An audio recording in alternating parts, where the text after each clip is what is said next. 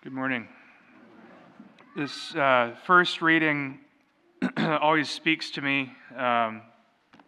When I looked at it this morning and I read it, it's that first line, "The wicked said among themselves, thinking not aright, let us beset the just one because he is obnoxious to us. He sets himself against our doings." Let us beset the just one because he is obnoxious to us. We had this guy in seminary who he would always finish his exams like a third of the time earlier than anybody else. And it's like, come on, surely you're not going to get an A, right? Like, surely you didn't write everything you needed to write in the essay, because they were all essay tests. It was horrible. Like, surely you didn't put enough information in there that you could finish with so much time that before the next person finishes. He played the violin and was really good at it too, classically, but he could also kind of jam and play it as a fiddle. He could do the Devil Come Down to Georgia with the kids from Nashville that could play the banjo and the guitar. And he's just good at everything. And it was like, okay, enough, right? We gave him a nickname, Wedge, because I guess in engineering, or the wedge is the simplest tool that there is. So it's probably not nice. Anyway, I think probably all of us can think of somebody in our life, whether, hopefully it's not in your adult life, but I don't know. We don't really change that much. Maybe from your childhood, where you think of that kid in school that was just, good at everything, and you look at it and it's like, yeah, why are you always good at everything? Why are you so successful in everything you do? How do you never mess up? How do you never get in trouble? How do you never fail? And we look at people sometimes like that, and we're thinking, this person's just obnoxious. And so let us beset the just one because he's obnoxious to us. Now, in the end, we look in the gospel and we see Jesus, and the Pharisees and the scribes and the Sadducees, they just look at him and they're like, stop it. Stop saying all these things. Because I don't know if deep down inside they know that he's right, if deep down inside they know he's the Messiah, but they can't come to grips with it because he's not their version of the Messiah. And they're looking and they're like, this is just awful. Stop saying these things. We know where you came from, and we're not supposed to know where you came from. Jesus responds, yeah, you don't know where I came from. I came from the Father who sent me, and you don't know where he is. He's in heaven. And they want to arrest him, but they can't find a reason. Then he enters into Jerusalem when he knows that they're going to arrest him. They can't find a reason to arrest him still. Finally, it's really not until he allows himself to be arrested, that he allows himself to be humbled, for them to beset the most just one ever to exist.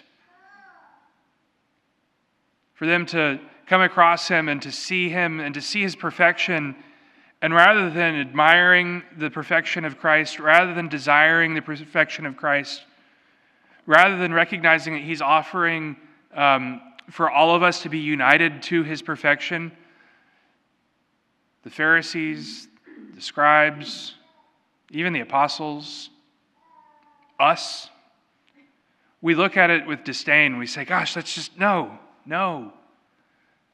That's our concupiscence. That's our tendency to sin left over from our original sin. That's our desire to do something that is bad.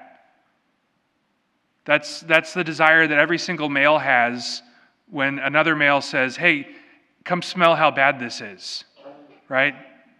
Women, I know you don't understand that, but if I brought a can of stinky bait, and after Mass, hey Steve, smell this stinky bait.